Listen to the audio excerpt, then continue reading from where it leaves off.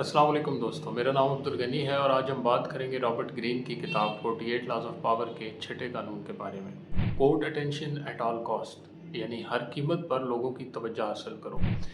1850 की दहाई फ्रांस के करीब शायर चार्ल्स बौदलीर उम्र भर मेहनत की, लाजवाब अशार लिखे, सोच की नई राहें खोली, मगर कोई न सुना, कोई न बोला। लोगों की तवज्जो दूसरे मशहूर शायरों पर थी और चार्ल्स तन्हाई में लिखता रहा, जलता रहा और मरता रहा। जब वो मरा तो उसके कमरे में सिर्फ चंद मुसव्वदे थे और एक खाली बोतल। दुनिया को उसकी अज़मत का एहसास तब हुआ जब वो खुद इस दुनिया से चल बसा।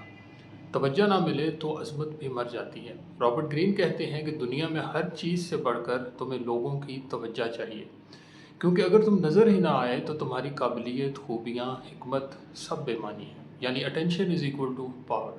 अगर दुनिया की नज़रें आप पर हों तो आप कुछ भी कर सकते हैं, चाहे वो अच्छा हो या बुरा। लेकिन अगर आप पस मंज़र में गुम हो जाएं तो आपका वजूद भी बेअसर हो जाएगा। जब हम छोटे थे तब एंड्रॉइड्स का दौर नहीं था, बल्कि सिर्फ टेलीविज़न होता था। अब टीवी पे जो नज़र आता वही हकीकत लगता। यहाँ तक कि दुकान से चीज़ भी लेने जाते थे तो कई अक़साम की टॉफ़ीज़ में से वही ख़रीदते थे जो पिछले दिन किसी टीवी कमर्शियल में देखी होती थी।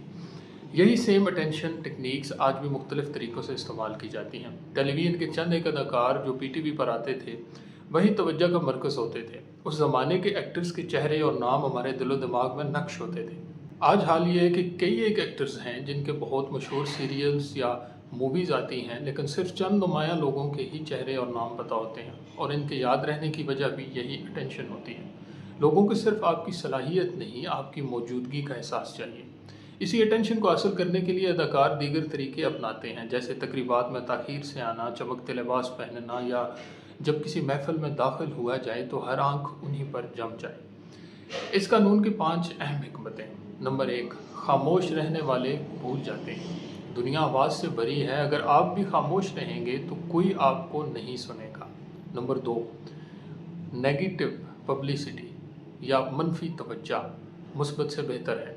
कभी कभी तनाज़ा भी तवज्जो दिलाने का ज़रिया बन जाता है, जिसे नेगेटिव पब्लिसिटी कहा जाता है। मसलन मॉडर्न दौर में लोग मुतनाज़िर ट्वीट्स या बयानात के ज़रिए ख़बरों में आ जाते हैं। नंबर 3, नुमायाँ नज़र आओ। अपने कपड़ों, अंदाज़, अल्फाज या सोच में ऐसा रंग रखो जो दूसरों से मुख्तलिफ हो।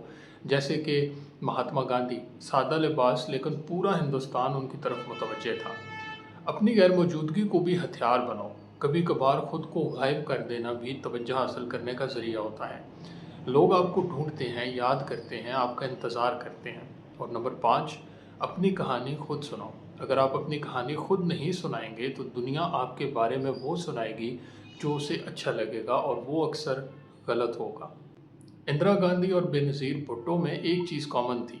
वो जब वज़ीर आज़म बनी तो बहुत से लोग उन्हें कमज़ोर समझते थे।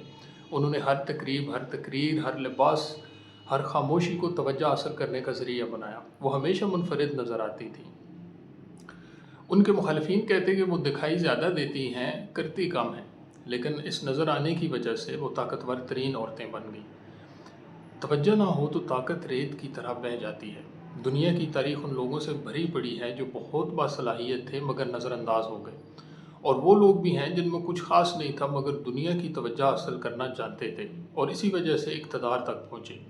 आखिर में एक सवाल जो आपको अपने आप से पूछना है, आज जब आप किसी कमरे में दाखिल होते हैं तो लोग आपको देखते हैं या आप भी दीवार का हिस्सा बन जाते हैं? दुनिया में ताकतवर बनना है तो याद रखिए, ज़िंदा रहने के लिए सांस लेना ज़रूरी है, लेकिन ताकत हासिल करने के लिए दुनिया की तवज्जो हासिल करना ज़रूरी है।